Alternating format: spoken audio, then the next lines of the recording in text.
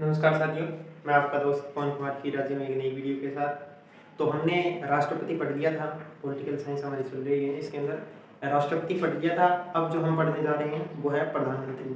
तो आप सभी इस वीडियो को शुरू से लेकर अंत तक जरूर देखना, एग्जाम की दृष्टि से बहुत महत्वपूर्ण है। हम सीधा वही पढ़ेंगे जो एग्जाम में पूछे जाते हैं, ठीक है। तो आइए आज हम पढ़ते हैं प्रधानमंत्री एवं मंत्री परिषद, ठीक है साथियों। तो प्रधानमंत्री जो है उसकी उन्हें राष्ट्रपति शपथ दिलवाता है। प्रधानमंत्री लोकसभा में बहुमत प्राप्त दल का जो नेता होता है, बहुमत प्राप्त को दल का नेता को प्रधानमंत्री बनाया जाता है, या फिर गठबंधन की सरकार होती है तो उसके अंदर फिर आपस में करके डिस्कस और फिर प्रधानमंत्री बना दिया जाता है, ठीक है। तो प्रधानमंत्री का जो वर्णन है संविधान के अंदर आप इनको साथ साथ नोट करते जाना। अनुच्छेद 74 से लेकर 78 तक में प्रधानमंत्री के बारे में दिया हुआ है, ठीक है। प्रधानमंत्री जो है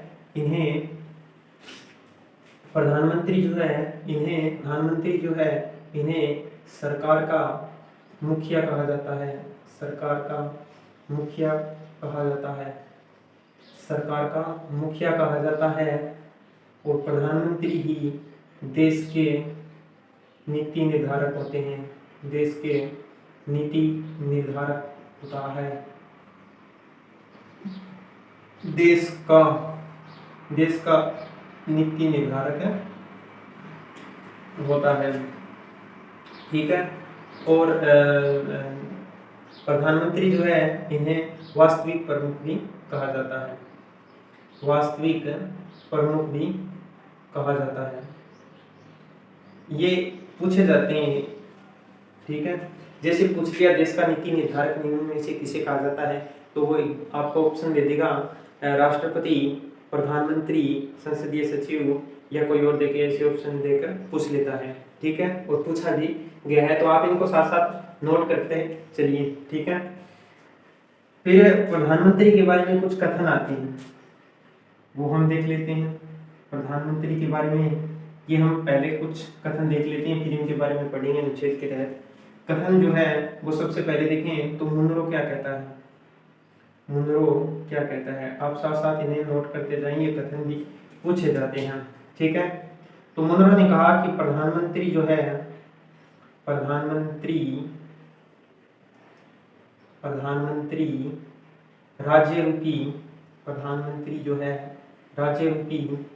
जहाज का कप्तान है। राज्य रूपी जहाज का कप्तान है।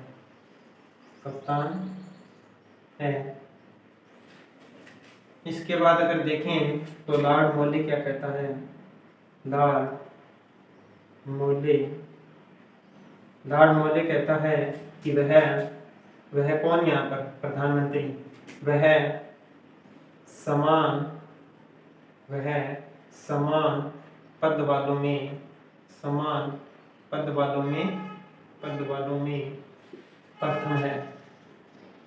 समान पद वालों में प्रथम है, ये बात कहता है लॉर्ड मार्ले, ठीक है। ये प्रधानमंत्री के बारे में कहे गए कथन है। इनके बाद देखें तो डॉक्टर अंबेडकर क्या कहते हैं। डॉक्टर अंबेडकर कथन है कि वास्तव में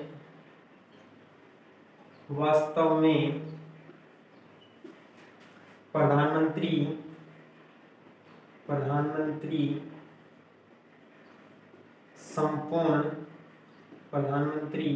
संपूर्ण तंत्र की धुरी है, ठीक है। ये कहा डॉक्टर अंबेडकर ने। इसके बाद अगर देखें तो फिर कथन आता है ग्रीव्स का। ग्रीव्स क्या कहता है। ग्रीव्स कहता है कि सरकार राष्ट्र की स्वामी है और वह कौन, प्रधानमंत्री, वह सरकार का स्वामी है, वह सरकार का स्वामी है। ठीक है, ये आप नोट कर दो। एक कथन और है, यहाँ पे आ जाएगा क्या, एक अगर देखें विलियम हारकोर्ट का है, विलियम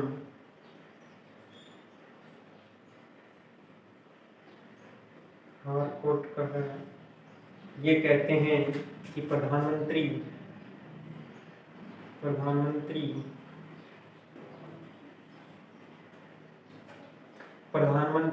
नक्षत्रों के बीच, प्रधानमंत्री नक्षत्रों के बीच, प्रधानमंत्री नक्षत्रों के बीच चंद्रमा है, प्रधानमंत्री नक्षत्रों के बीच चंद्रमा है। तो ये कुछ कथन है जो प्रधानमंत्री के बारे में कहे गए हैं।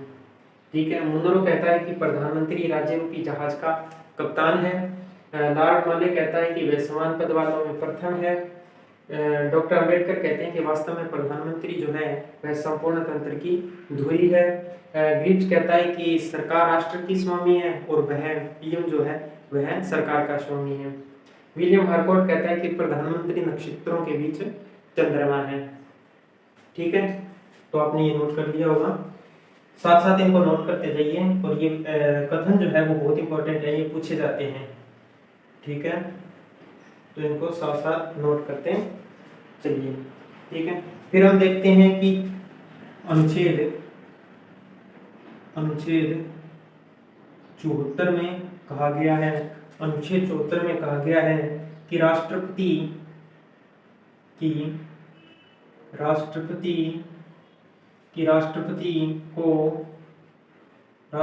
को उसके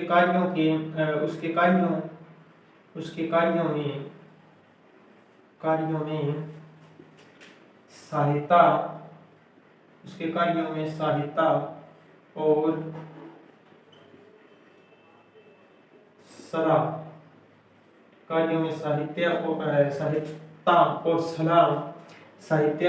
सहायता और सलाह देने के लिए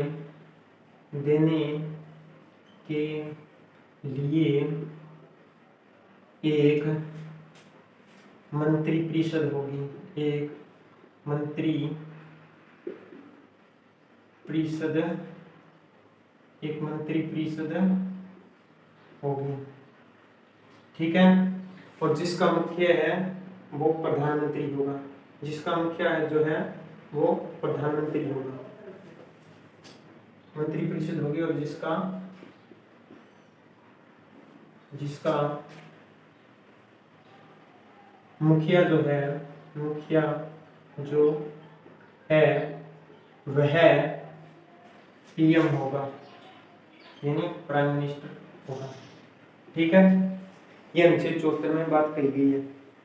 नीचे वाले आपने लिख लिए होंगे, ये बात कही गई है अनुच्छेद 74 के अंदर कि राष्ट्रपति को उसके कार्यों में सहायता और सलाह देने के लिए एक मंत्रिपरिषद होगी, और उस मंत्रिपरिषद का जो मुखिया है वो प्रधानमंत्री होगा, उसका मुखिया जो है प्रधानमंत्री होगा। जिस प्रकार से राज्य के अंदर राज्यपाल को सलाह देने के लिए ऐसे ही परिषद होती है, और उसका मुखिया जो है वो सीएम साहब होते हैं, मुख्यमंत्री होते हैं, और यहाँ पर प्रधानमंत्री है। अब हम अगला अनुच्छेद है अनुच्छेद 75 क्या कहता है। अनुच्छेद 75 के अंदर कहा गया है कि प्रधानमंत्री जो है पीएम की नियुक्ति के बारे में है, पीएम की नियुक्ति किस तरीके से होगी। तो इसमें कहा गया है कि पीएम की नियुक्ति राष्ट्रपति के द्वारा की जाती है, राष्ट्रपति के द्वारा की जाती है। और राष्ट्रपति फिर नियुक्त किसे करेगा, प्रश्न तो ये भी बनता है कि राष्ट्रपति नियुक्त किसे करेगा। तो राष्ट्रपति जो है वो लोकसभा में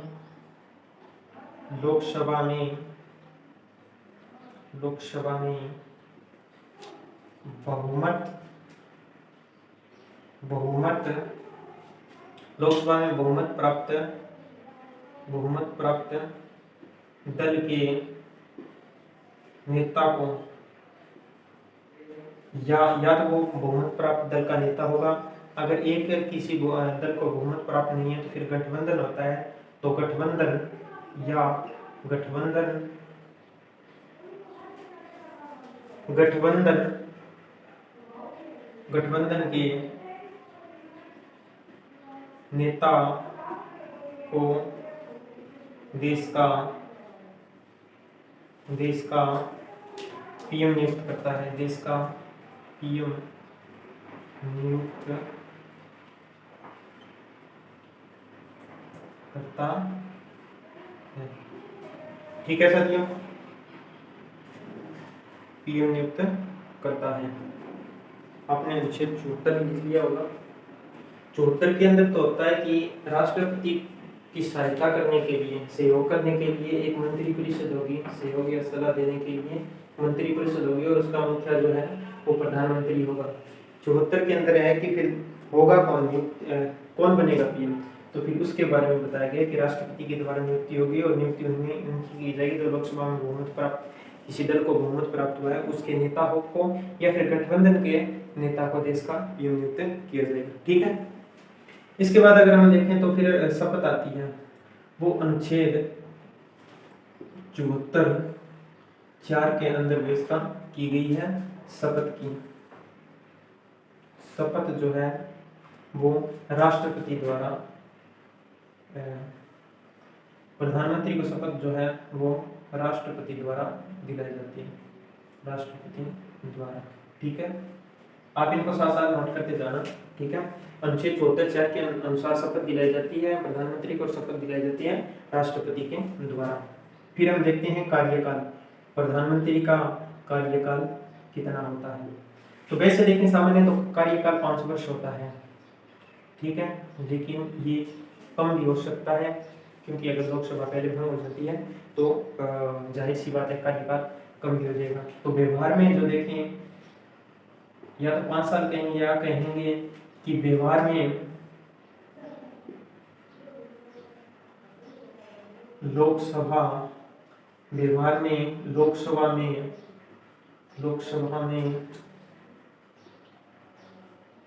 बहुमत रहने तक, जब तक लोकसभा में बहुमत प्राप्त है तब तक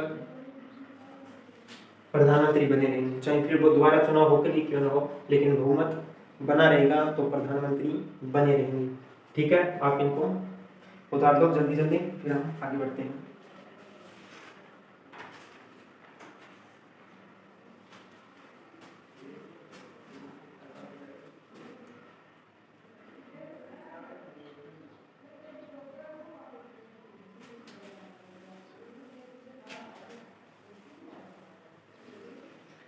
आगे देखते हैं हम योग्यता के बारे में। प्रधानमंत्री कौन हो सकता है, उसकी योग्यता क्या होनी चाहिए, वो देखें तो अनुच्छेद 75(5) के अंदर बात कही गई है।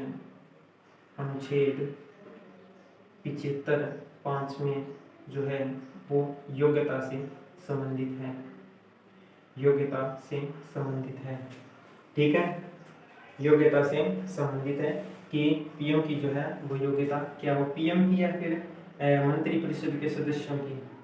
ठीक है, क्योंकि पीएम तो उनका नेता बनेगा, तो मंत्री परिषद के सदस्य या पीएम जो है उनकी योग्यता क्या होगी, मंत्री परिषद के सदस्य या पीएम की योग्यता क्या होनी चाहिए। तो एक तो ये कि संसद के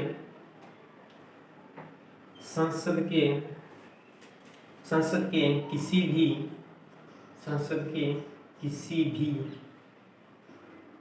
सदन के सदस्य हो, यानी लोकसभा या राज्यसभा का सदस्य होना चाहिए। अब सदस्य हो और अगर नहीं है, मान लो कोई कही दे कि गुरुजी अगर सदस्य नहीं है तो फिर क्या होगा, तो भी प्रावधान है। प्रावधान ये है कि अगर नहीं है तो 6 माह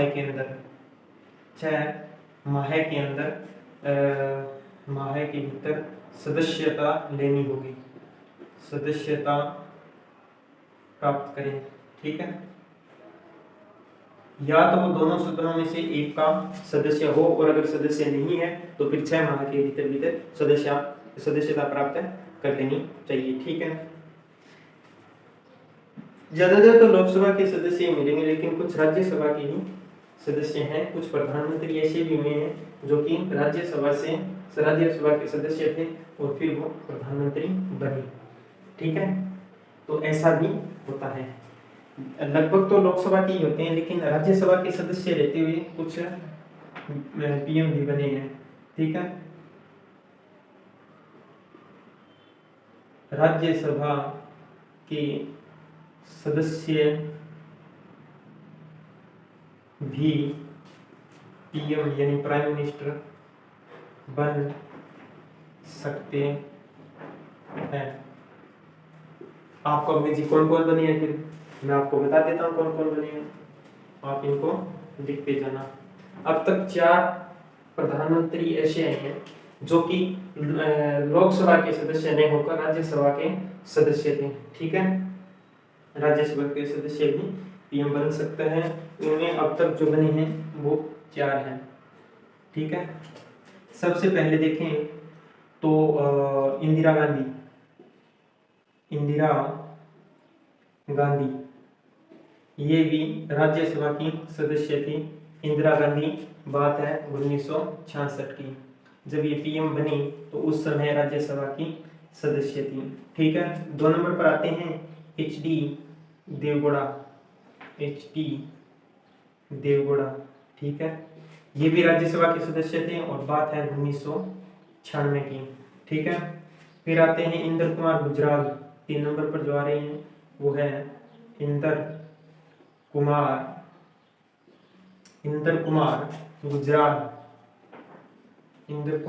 गुजराल। ये बने थे 1997 के अंदर। ठीक है, फिर 4 नंबर पर जो है वो है डॉक्टर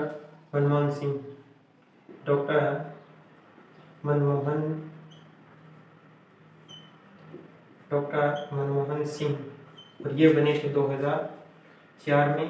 ये 2 बार बन गए थे, 4 में फिर बाद में और बने थे। ठीक है, तो इस तरीके से 9 में बने थे। तो इस तरीके से ये 4 सदस्य ऐसे हैं जो कि राज्यसभा के सदस्य के रूप में थे और फिर ये प्रधानमंत्री बने। तो इनसे प्रश्न बनता है, आप इनको याद कर देना। ये 4 ही हैं, ज्यादा नहीं है, तो आप इनको याद कर देना, क्योंकि एग्जामिनर जब प्रश्न बनाएगा तब यही पूछेगा कि निम्न में से कौन सा प्रधानमंत्री है जो राज्यसभा के सदस्य था या नहीं था। ठीक है, तो 3 ऑप्शन इसमें से देकर कोई एक अलग दे देगा, या उनमें से 3 ऑप्शन देकर एक ऑप्शन इनमें से दे देगा। तो इस तरीके से पूछते हैं। ठीक है, चलो आप इसको लिख लो, फिर आगे बढ़ते हैं।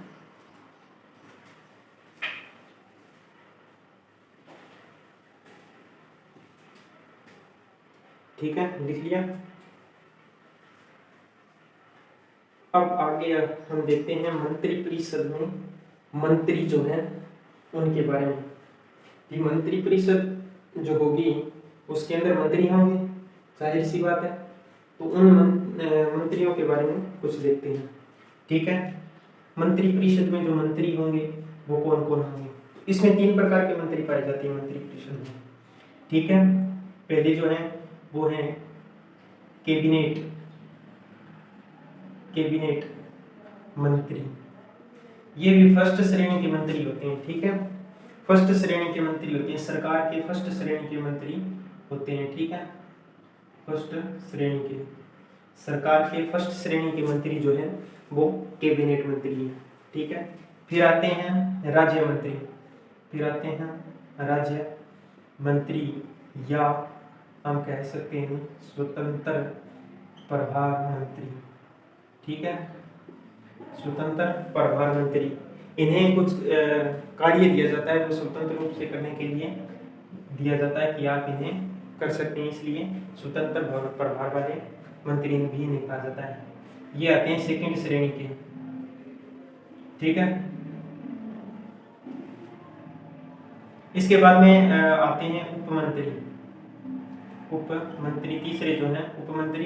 इनको वैसे अलग से कोई काम नहीं दिया जाता है, ये राज्य मंत्री के सहायक होते हैं, उनके कार्य में सहयोग करते हैं। ठीक है, फिर हम देखते हैं एक व्यक्ति आता है संसदीय सचिव, संसदीय सचिव। और इसका लगभग एग्जाम में प्रश्न बनता ही बनता है संसदीय सचिव के बारे में।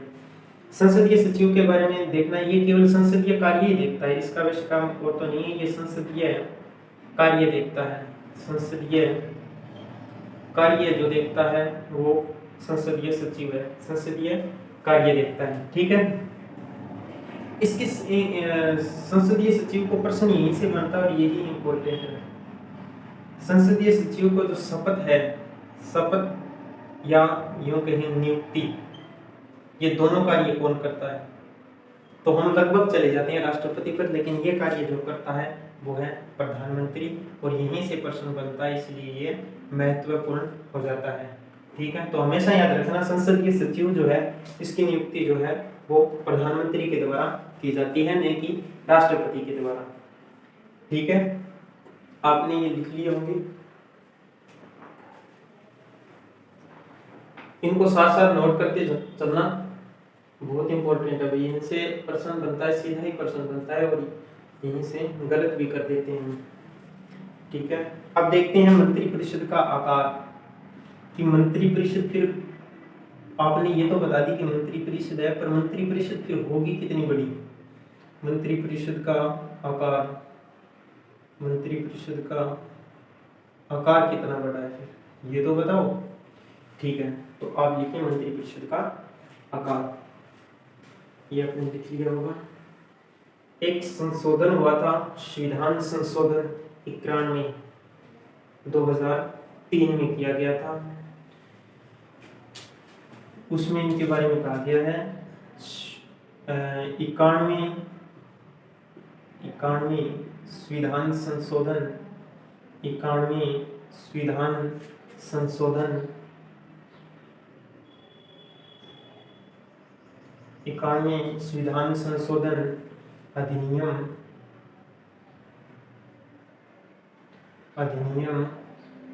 2003 में अनुच्छेद 75(1)(a) में व्यवस्था की गई। तो व्यवस्था क्या थी?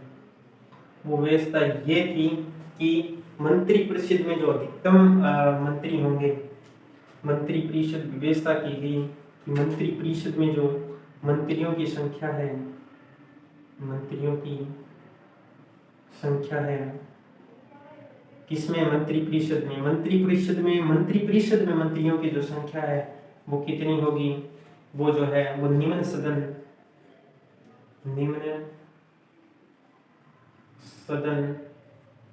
सदन की सदस्य संख्या के 15% से अधिक, 15% से अधिक नहीं, 15% से अधिक नहीं होगी, और 15% से अधिक नहीं होगी, जिसमें मुखिया भी शामिल होगा। इसको 15% में साथ में मुखिया भी शामिल हो जाएगा। ठीक है, ये अलग से नहीं होगा, चाहे वो प्रधानमंत्री हो, पीएम हो या सीएम हो, और 12 से कम नहीं होगी, 12 से कम नहीं होगी, 12 सदस्यों से कम नहीं होगी, 12 से कम नहीं होगी। ये सदस्यों की संख्या है 12, ऊपर प्रतिशत है, नीचे सदस्यों की संख्या है। ठीक है, यहाँ पर देखिए 75(1)(a) में ये व्यवस्था की गई है कि मंत्रियों की जो संख्या है वो निम्न सदन, अगर देखें हम ऊपर सेंटर के अंदर, तो निम्न सदन कौन है? लोकसभा है, और राज्य के अंदर देखें तो फिर विधानसभा है। ठीक है, निम्न सदन की सदस्य संख्या 15% से अधिक नहीं होगी, जिसमें मुखिया 12 से कम नहीं होंगे, जिसमें मुखिया भी शामिल है, इसमें क्या है, जिसमें मुखिया भी शामिल है। ये तो इन 15% में शामिल है। ठीक है, और ये तो टोटल संख्या होगी। ठीक है, फिर अधिक से अधिक 15% होगी, और निम्न से निम्न 12 से कम नहीं होगी। उदाहरण के रूप में देखें, जैसे राजस्थान के हम देखें कि राजस्थान की भी कितनी होगी। ठीक है, तो राजस्थान की देखें तो 15% कितनी है? वैसे सीटें कितनी है? 200 है। ठीक है, 200 सीटें हैं, 200 का 15% कितना होता है? 30 सदस्य। तो 30 सदस्य होंगे, ठीक है, इस तरीके से होंगे, ठीक है। आपने इनको लिख लिया होगा, मंत्रिपरिषद का आकार है ये। इसमें भी एक और है कि अगर छोटे राज्य हैं, अगर छोटे राज्य हैं तो वहां पर इसमें कुछ संशोधन चलेगा। छोटे राज्य जो हैं वहां पर अधिकतम जो है, छोटे राज्यों के अंदर अधिकतम जो सदस्य संख्या है वो 10% चलेगी, और कम जो है वो संख्या है 7 मंत्रियों की होगी, 7 मंत्री, ठीक है। ये छोटे राज्य हैं और इसके साथ ही केंद्र शासित प्रदेश भी हैं, छोटे राज्य या केंद्र शासित प्रदेश, ठीक है, केंद्र शासित प्रदेश। केंद्र शासित प्रदेश या छोटे राज्यों में अधिकतम जो सदस्य संख्या है वो 10% होगी। ये निम्न सदन की सदस्य संख्या की 10% से अधिक नहीं होगी, और कम जो है वो 7 मंत्री होंगे, कम से कम 7 होने चाहिए और अधिक से अधिक 10% होना चाहिए, ठीक है। आप ये नोट कर लो, इनसे प्रश्न बनता है, यहाँ से प्रश्न जरूर बनेगा, आप इनको अच्छी तरीके से नोट कर लो, ठीक है।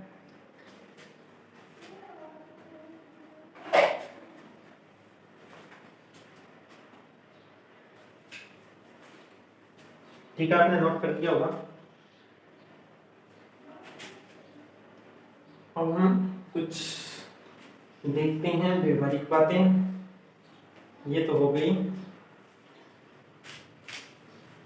संविधान के अंदर की बातें। अब देखते हैं हम व्यवहारिक बातें, ठीक है। व्यवहारिक बातों में वैसे तो आपको पता ही होगा कि प्रथम पीएम प्लस में सबसे लंबा उनका कार्यकाल भी कह सकते हैं, सबसे लंबे कार्यकाल, ये दोनों एक ही के रहे हैं, तो आप समझ गए होंगे प्रथम भी है और सबसे लंबा कार्यकाल भी है, तो वो है पंडित जवाहरलाल नेहरू, जवाहरलाल नेहरू, ठीक है। इनका सब प्रथम तो थे और सबसे लंबा कार्यकाल जो है वो भी इनका ही रहा है, पंडित जवाहरलाल नेहरू का, ठीक है। फिर हम देखते हैं कि प्रधानमंत्री का सबसे छोटा कार्यकाल कौन है, तो अटल बिहारी वाजपेयी है। सबसे लंबा इनका है, तो सबसे छोटा कार्यकाल किसका है, छोटा कार्यकाल है अटल बिहारी वाजपेयी, इनका है। इनका जो है वो केवल 13 दिनों का ही है, और ये बात है 1996 की, तब इनका कार्यकाल जो था वो 13 दिन का ही था। कार्यवाहक प्रधानमंत्री देखें तो गुलजारीलाल नंदा रहे 2 बार कार्यवाहक के रूप में, कार्यवाहक 2 बार रहे कौन, गुलजारीलाल नंदा, गुलजारीलाल नंदा, ठीक है। आप इनको साथ साथ लिखते जाना, ठीक है। अब देखें तो देश के प्रथम हमने देख ही लिया, प्रथम महिला के रूप में देखें तो फर्स्ट महिला पीएम देखें तो हो जाएगा इंदिरा गांधी, फर्स्ट पीएम महिला पीएम देखें तो हो जाएगा इंदिरा गांधी, ठीक है। आप इनको साथ साथ नोट करते जाना। फिर हम देखें तो सबसे लंबा इनका आ गया, और पहले गैर कांग्रेसी कौन थे, पहले गैर कांग्रेसी, फर्स्ट गैर कांग्रेसी अगर देखें कौन थे तो मोरारजी देसाई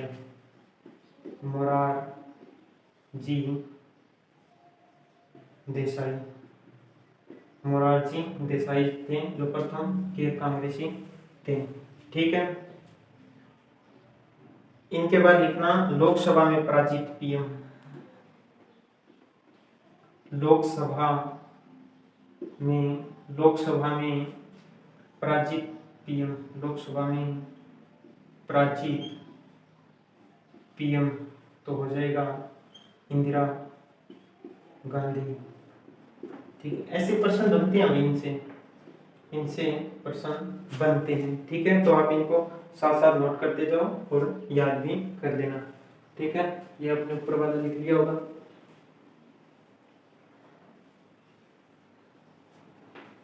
ऐसे प्रधानमंत्री जिन्होंने कभी लोकसभा का सामना ही नहीं किया, यानी ऐसे पीएम साहब जिन्होंने लोकसभा का लोकसभा का लोकसभा का सामना ही नहीं किया, यानी वो गए नहीं इसका ऐसे भी पीएम हुए हैं जो लोकसभा का कभी सामना किए नहीं। वो थे चौधरी। कौन थे?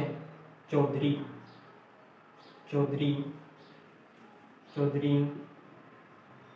चौधरी चरण सिंह। चौधरी चरण सिंह। ठीक है, तो अब इसको तो वैसे ही याद कर सकते हैं कि सामना किसने नहीं किया? चौधरी ने नहीं किया।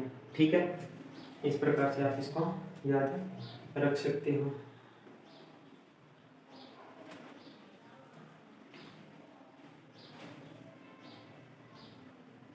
अब आप लिखो पंडित नेहरू।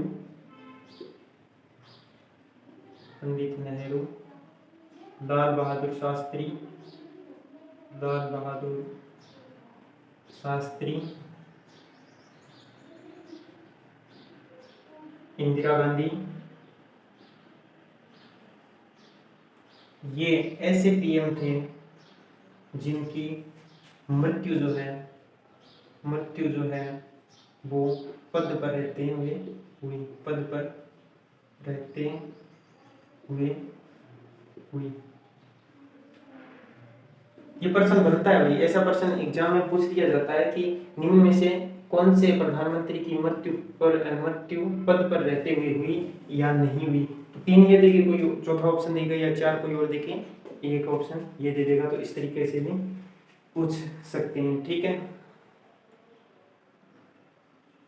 आप इनको नोट कर लो साथ साथ में।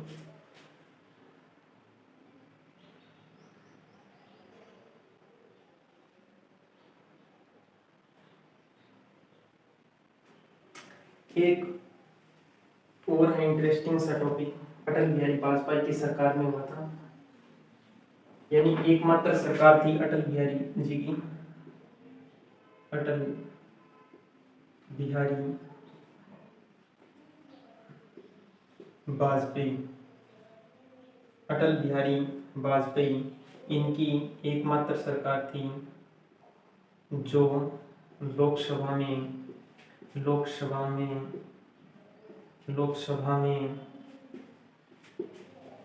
एक बहुमत से गिरी।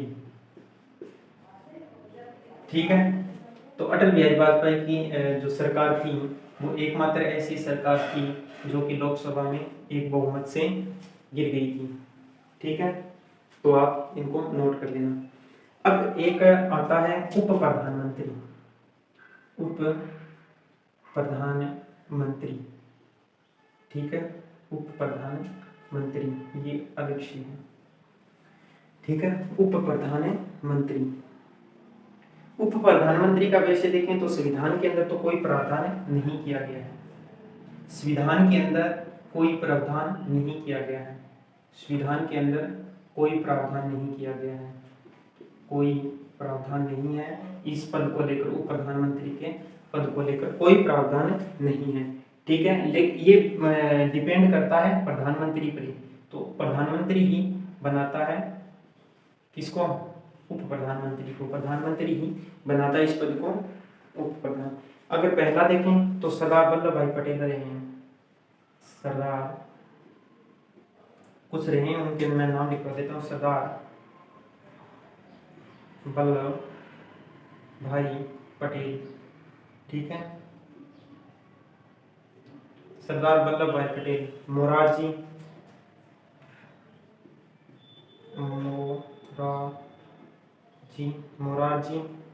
रहे हैं दूसरे, मोरारजी देसाई।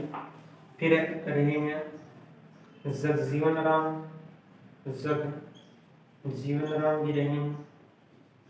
ठीक है, 4 नंबर पर आप लिखिए चौधरी देवीलाल भी रहे हैं। चौधरी देवीलाल भी रहे हैं। ठीक है, चौधरी देवीलाल सरदार वल्लभ भाई पटेल, मोरारजी देसाई, जगजीवन राम चौधरी, देवीलाल, और इनके अलावा दो और रहे हैं, चार आ गए क्या?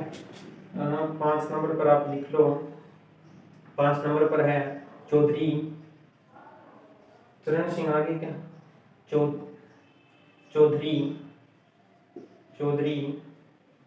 चरण सिंह, चौधरी चरण सिंह।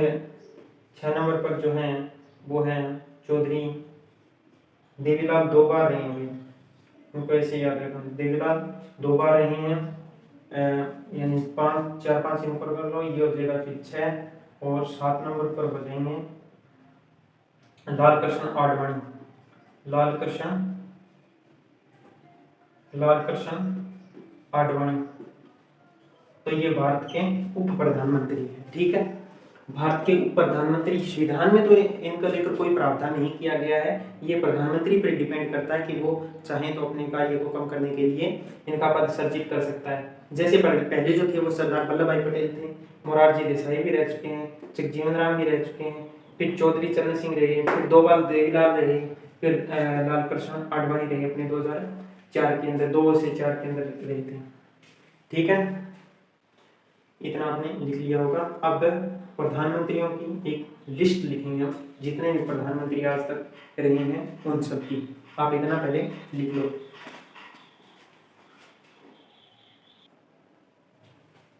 तो साथियों, अब तक जो प्रधानमंत्री रहे हैं उनकी ये लिस्ट है। इनके अंदर अगर हम देखते हैं तो पहले रहे हैं पंडित जवाहरलाल नेहरू, उनके बाद रहे हैं गुलजारीलाल नंदा, पंडित जवाहरलाल नेहरू, गुलजारीलाल नंदा। 3 नंबर पर हैं लाल बहादुर शास्त्री, फिर गुलजारीलाल नंदा, ये कार्यवाहक रहे हैं।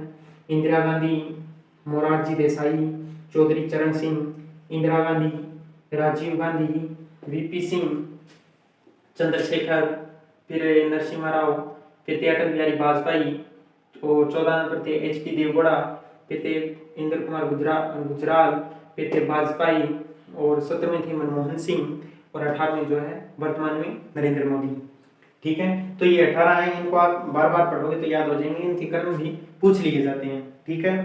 तो आप इनको याद कर लेना, 3-4 बार पढ़ोगे, 4-5 बार पढ़ते जाना, ये हो जाएंगे, कोई दिक्कत नहीं है। और जो नरेंद्र मोदी है वो स्वतंत्र भारत में जन्मे प्रथम प्रधानमंत्री है, स्वतंत्रता के बाद जन्मे थे, इसलिए स्वतंत्र भारत में जन्मे प्रथम मोदी है, ठीक है, प्रधानमंत्री है, ठीक है, नरेंद्र मोदी, ठीक है साथियों। ठीक है साथियों, अगर आपको ये क्लास पसंद आई है तो लाइक कीजिए, शेयर कीजिए, और चैनल को भी सब्सक्राइब कर लीजिए, ताकि हम आने वाले वीडियो का आपको पता चल सके, और इस तरीके से हम जो महत्वपूर्ण है उनको पढ़ते जाएंगे, ठीक है। धन्यवाद।